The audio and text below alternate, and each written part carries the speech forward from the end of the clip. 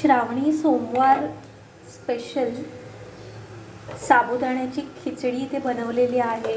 बघा किती मस्त झालेली आहे.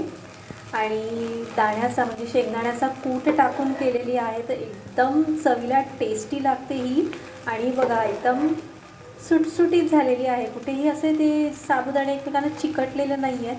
भरपूर छान अशी साबुदाणा खिचडी झालेली आहे. मस्त बटाटे टाकून केली जाते.